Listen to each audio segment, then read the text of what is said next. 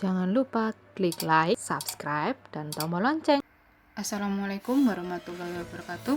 Salam sejahtera bagi kita semua. Hari ini kita akan mempelajari tentang produk kreatif dan kewirausahaan. Di pertemuan pertama ini, saya akan menyampaikan materi tentang produksi massal.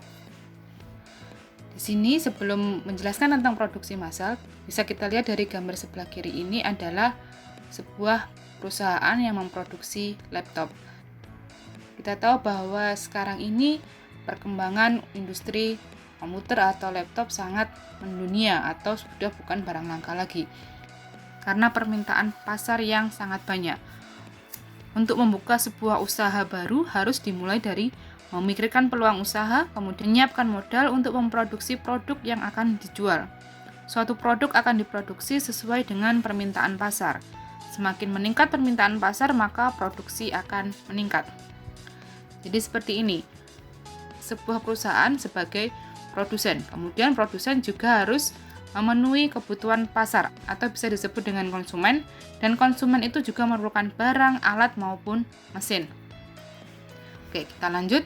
Lalu produksi massal itu apa ya? Ada yang tahu?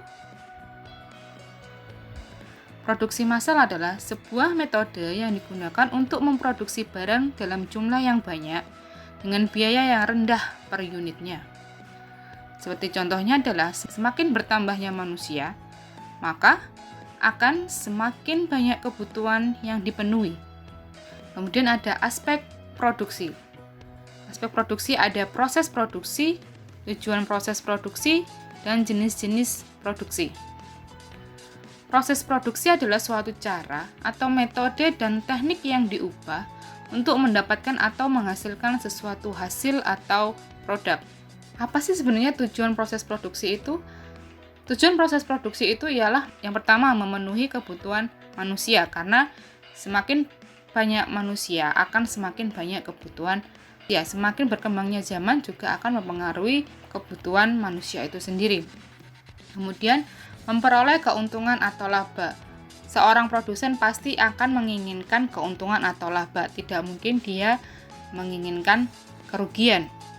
Kemudian yang ketiga, menjaga kelangsungan hidup perusahaan. Ini sudah jelas ya. Kemudian yang keempat, meningkatkan mutu dan jumlah produksi. Seperti hukum pasar, yaitu semakin banyak permintaan maka akan semakin banyak jumlah yang diproduksi. Kemudian yang terakhir yaitu mengganti barang yang rusak. Ini dilakukan agar pergantian produk akan terus berulang untuk proses produksinya. Kemudian ada jenis-jenis proses produksi. Yang pertama adalah proses produksi terputus-putus, yaitu produksi yang kegiatannya tidak pernah dilakukan atau tergantung pada musim, pesanan, dan faktor lainnya. Ini adalah sebuah produsen yang menghasilkan produk sesuai dengan musim, atau jika ada pesanan baru dibuatkan, seperti itu. Kemudian ada proses produksi terus-menerus, yaitu produksi di mana struktur yang berbeda digunakan untuk terus menghasilkan produk. Proses ini biasanya dalam skala besar dan tidak terpengaruh oleh waktu atau musim. Contohnya saja seperti pembuatan bahan pokok. Jadi dia akan memproduksi terus-menerus tanpa mengenal musim. Kemudian yang ketiga, proses produksi berulang, yaitu proses produksinya yang berlangsung secara berulang kembali.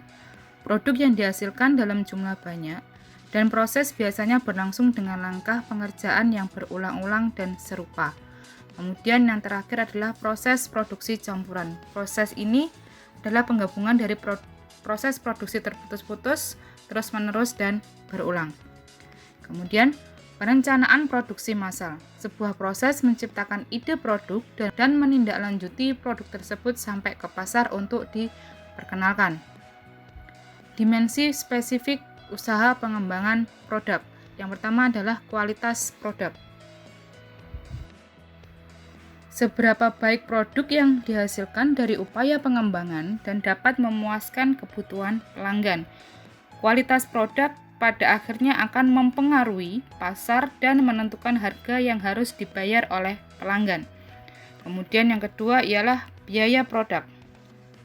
Biaya produk menentukan berapa besar laba yang dihasilkan oleh perusahaan pada volume penjualan dan harga penjualan tertentu. Jadi ini sangat berpengaruh untuk memproduksi sebuah produk.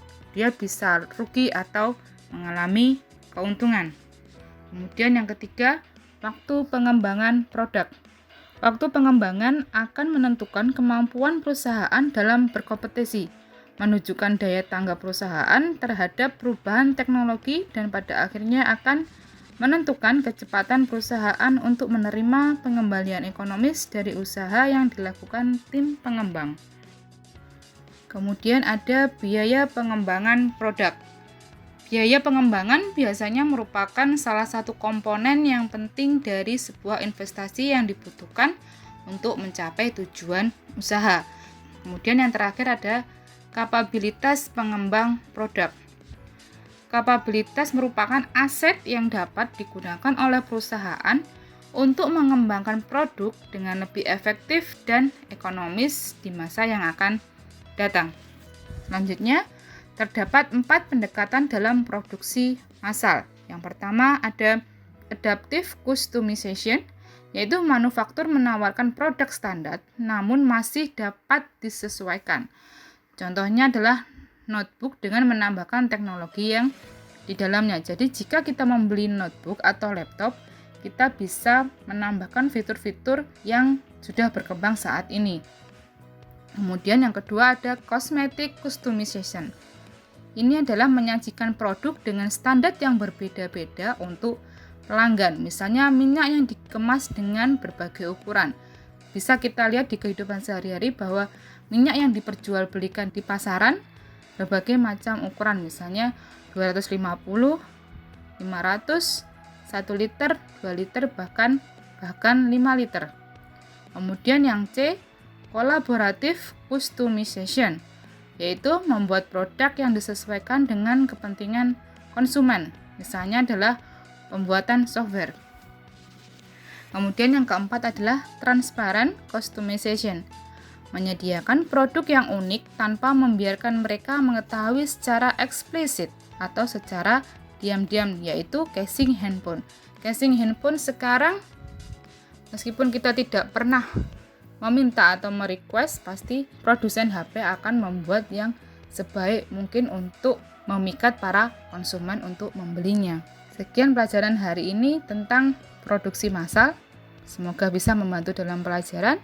See you next time. Kita kembali di pertemuan selanjutnya. Terima kasih. Wassalamualaikum warahmatullahi wabarakatuh.